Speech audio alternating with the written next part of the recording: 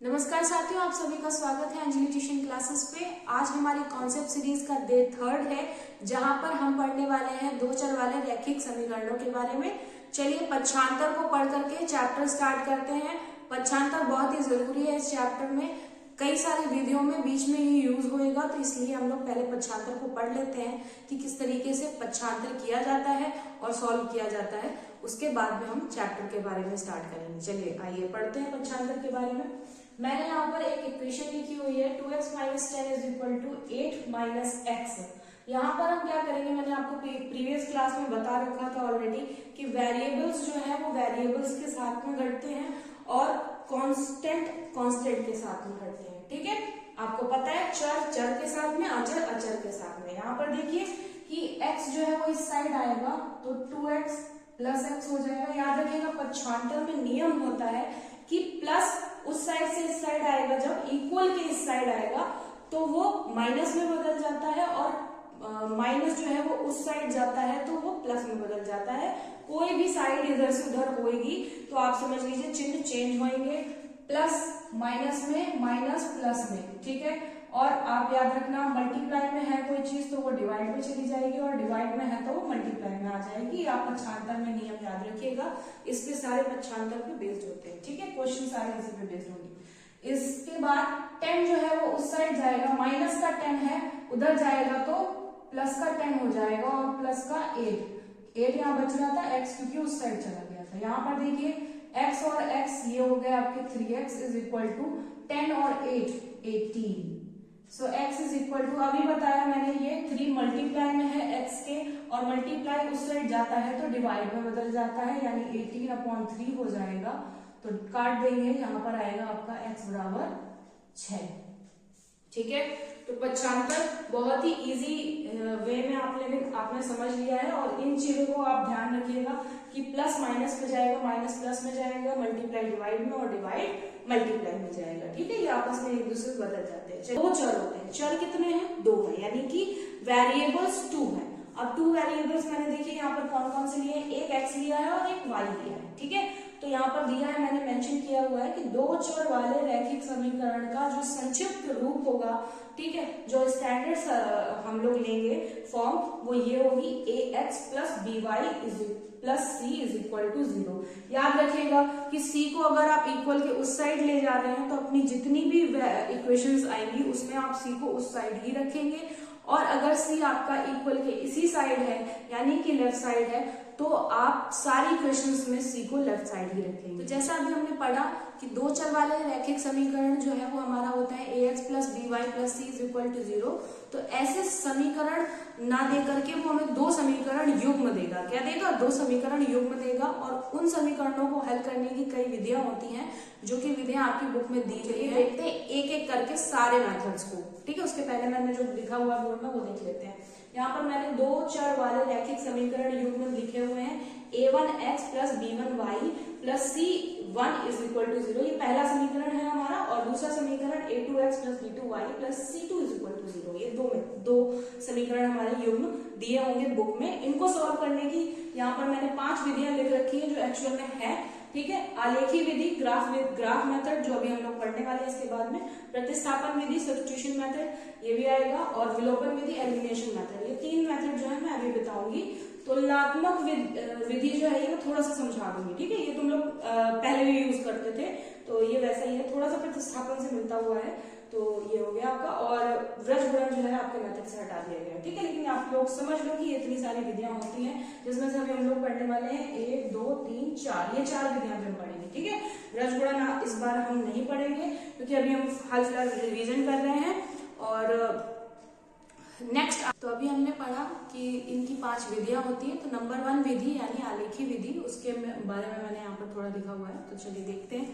मैंने लिखा है आलेखी विधि जो है इसमें 3 पॉइंट्स हो सकते हैं। कौन कौन से 3 पॉइंट्स हैं? देखिए, प्रतिच्छेदित कर सकती हैं, प्रतिच्छेदी हो सकती हैं, समांतर हो सकती हैं, और समपाती हो सकती हैं। यानी कि जो दो रेखाएं हैं, दो रेखाएं, दो समीकरण, ठीक, तो दो समीकरण हैं जो एक दूसरे को इंटरसेक्ट करते हैं, यानी कि काटते हैं। ठीक है, एक बिंदु पर काटे हैं तो इसके अद्वितीय हल होंगे, और a1/a2 does not equal to b1/b2 होगा।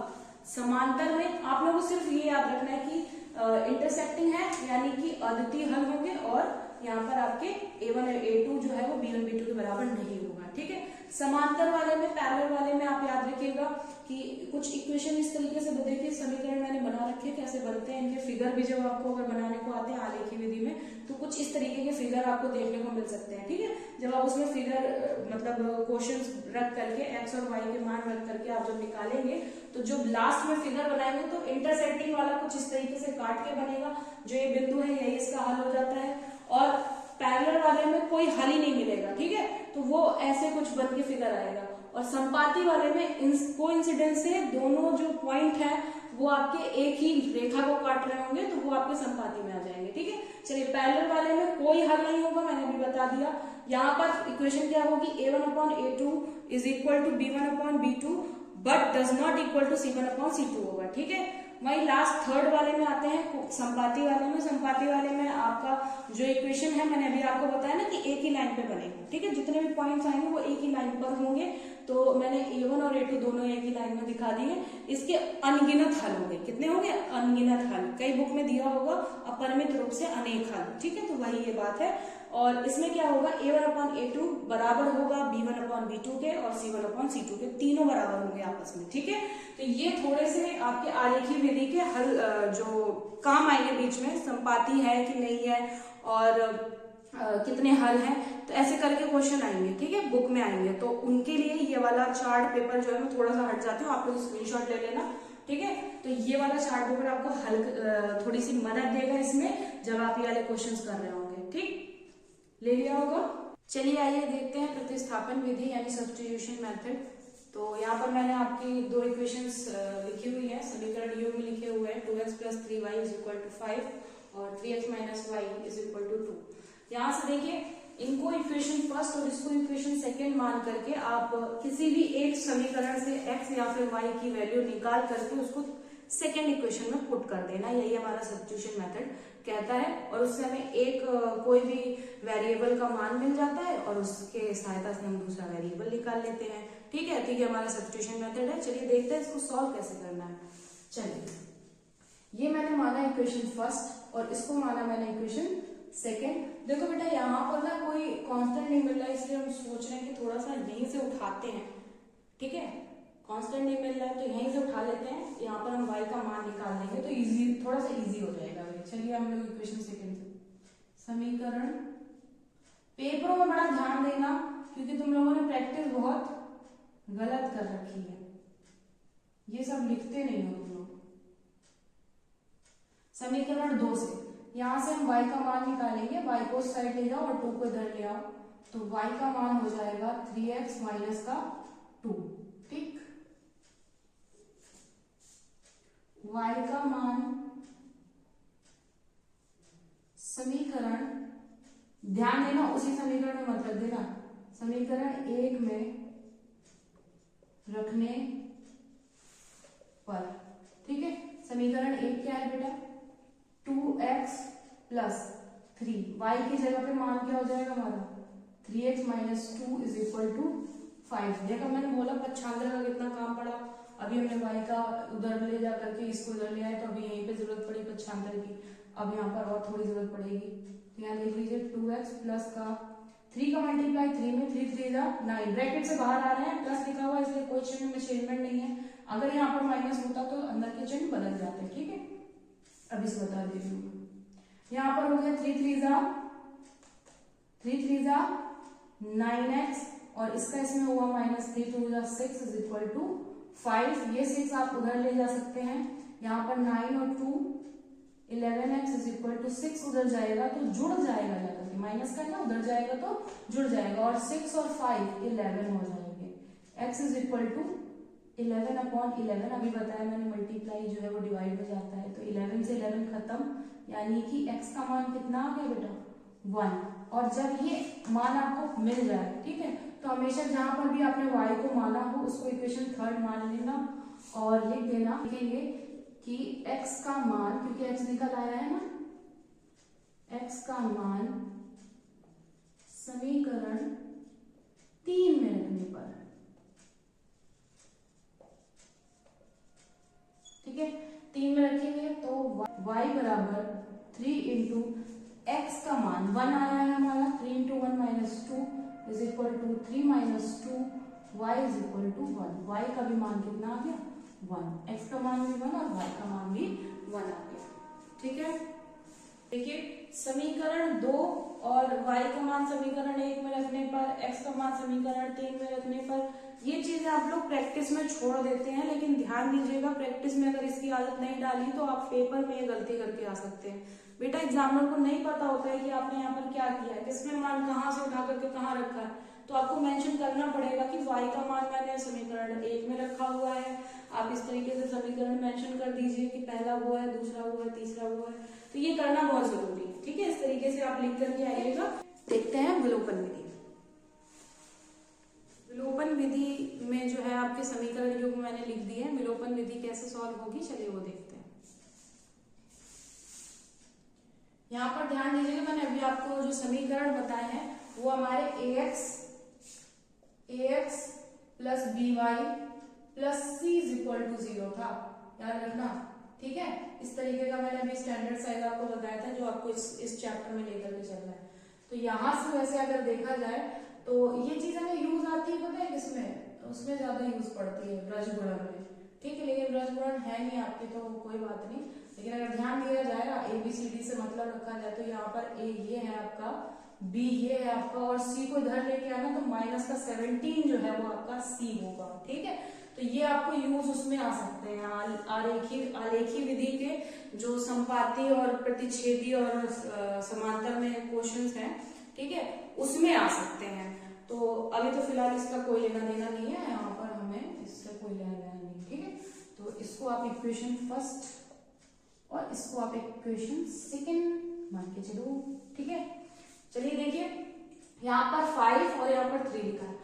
आप चाहो तो इसको सॉल्व x से कर लो, आप चाहो तो इसको सॉल्व y से कर लो, या टोटली आपके ऊपर है। ठीक है, अगर आप y से सॉल्व कर रहे हो तो इस वाली इक्वेशन का 1 जो है वो ऊपर मल्टीप्लाई होगा और इसका कांस्टेंट 7 है तो 7 का नीचे मल्टीप्लाई होगा पूरी इक्वेशन में। ठीक, अगर आप इसको x से सॉल्व कर रहे हैं तो 3 का मल्टीप्लाई ऊपर वाली इक्वेशन में होगा और 5 का मल्टीप्लाई नीचे वाली इक्वेशन में होगा। यानी कि सीधी बात समझ में इतनी आई कि अगर x से सॉल्व करना है तो उनके कांस्टेंट का क्रॉस मल्टीप्लिकेशन पूरे समीकरण में हो जाएगा, और अगर y से हमको करवाना है तो y के कांस्टेंट का मल्टीप्लिकेशन ऊपर नीचे अलग अलग पूरी इक्वेशन में होएगा। ठीक है, तो चलो मैं यहाँ पर 2 डिवाइडेशन दे देती हूँ बोर्ड के, और आपको एक बार x से और एक बार y से करके बता देती हूँ। यहाँ पर दिया है 5x plus 7y is equal to 17, 3x minus y is equal to 5। ठीक है, अभी हम x से कर रहे हैं तो x से करेंगे तो ऊपर 3 का होगा, नीचे 5 का होगा। ये आपके ऊपर है टोटली कि आपको कौन सी जो है कैलकुलेशन इजी लग रही है देखने में, तो आप उस हिसाब से करो। वैसे मेरे हिसाब से आपको y से करना चाहिए, क्यों करना चाहिए वो अभी आपको मैं बता दूंगी। ठीक है, 3 का मल्टीप्लाई 5 से होगा तो 3 5 जा 15x प्लस 7 का मल्टीप्लाई 3 से होगा तो हो जाएगा 21y इज इक्वल टू 17 का मल्टीप्लाई 3 से होगा तो हो जाएगा 51, 5 का मल्टीप्लाई 3 से होगा तो हो जाएगा 15x, माइनस 5 का मल्टीप्लाई 5 से होगा y से होगा तो 5 आ जाएगा, और 5 5 जा 25। ठीक है, यहाँ पर बेटा हम माइनस करेंगे। यहाँ एक चीज ध्यान रखने वाली चीज यहाँ पर ये है, थोड़ा सा मैंने थोड़ा दूर से करते हैं, ध्यान देने वाली चीज यहाँ पर ये है कि जो चिन्ह चेंज होते हैं वो ना विपरीत चिन्ह चेंज होंगे। ठीक है, जैसे यहाँ पर प्लस लिखा है तो ये माइनस में हो गया, यहाँ माइनस लिखा है तो ये प्लस में हो जाएगा, और ये प्लस में है तो ये माइनस में हो जाएगा। ध्यान देना, नीचे वाले चिन्ह जो है वो चेंज हो जाएंगे सारे। ये 15 प्लस का था तो माइनस का हो गया, ये माइनस का था तो ये प्लस का हो गया, ये प्लस का था तो ये माइनस का हो गया। ठीक है, अब यहाँ पर आपका 15 से 15 कैंसिल हो गया। ठीक है, 21 और 5 अब जुड़ जाएगा, क्योंकि इस जब आप चिन्ह चेंज करते हो ना तो ये चिन्ह चेंज हो जाते हैं। अब आपका 5 जो है वो माइनस का नहीं रहा, इस वाले से कोई लेना देना नहीं है, अब 5 जो आपका प्लस का हो जाएगा। ठीक है, तो 21 और 5 जो हो गया ये आपका हो गया 26y इज इक्वल टू, यहाँ ध्यान दीजिएगा कि 25 पहले तो 51 से ऐड हो सकता था, ठीक है, बट क्योंकि इसका चिन्ह चेंज हो गया तो अब ये माइनस होगा, ठीक है। 11 में 5 6 बचेगा और यहाँ पर आपका 4 में 2 गया, 2 बचा, यानी y बराबर 26/26, y बराबर 1, ठीक। y का मान एक आ गया। किसी भी एक इक्वेशन में उठा करके रख दो, मैंने इक्वेशन देखो वो वाली मान रखी है तो वही मान उसी वाले में रखा जाएगा, ठीक है।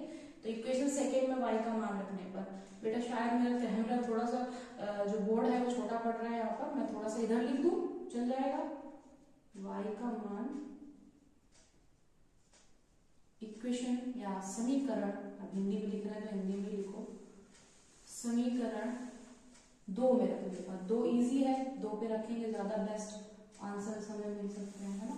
तो 2 में रखने पर, 2 में रखेंगे बेटा तो वो आपका हो जाएगा 5x, sorry 3x minus y का मान 1 वैसे भी आ गया तो यहाँ पर 1 रख दीजिए, इज इक्वल टू 5, y उधर चला जाएगा तो 3x is equal to 6, x is equal to 2, तो x का मान कितना निकल आया, 2, ठीक। ऐसे आपका सॉल्व होगा जब आप x को काट के चलोगे, ठीक। अब हम लोग y को काटते हैं, चलिए दोबारा से मैं इक्वेशन यहाँ पे लिख देती हूँ। 5x प्लस का 7 y इज इक्वल टू 17 और 3x माइनस का y इज इक्वल टू 5। मैंने कहा 1 का ऊपर और 7 का नीचे बना दीजिए, ठीक है। करवाते हैं तो यहाँ पर हो जाएगा, ऊपर वाले में कोई चेंजमेंट नहीं क्योंकि y का मतलब सबका 1 से मल्टीप्लीकेशन हो रहा है ना, तो ऊपर कोई चेंजमेंट नहीं है।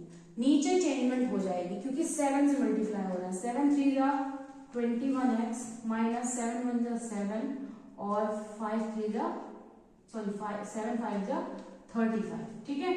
यहाँ देखिए मुझे चिन्ह भी चेंज करने की जरूरत नहीं पड़ी, ऑलरेडी कट, ठीक है।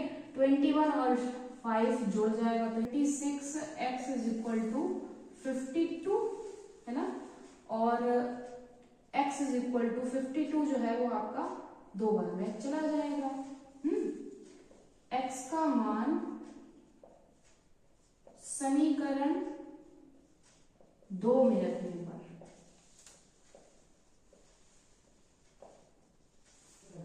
दूसरा समीकरण ये है हमारा, यहाँ पर आप रख दीजिए, 2 3 6 हो जाएगा, 6 माइनस वाई बराबर 5, सो y उधर चला जाएगा, 5 इधर आ जाएगा तो y बराबर 6 माइनस 5 यानी कि y का मान हो जाएगा 1, ठीक।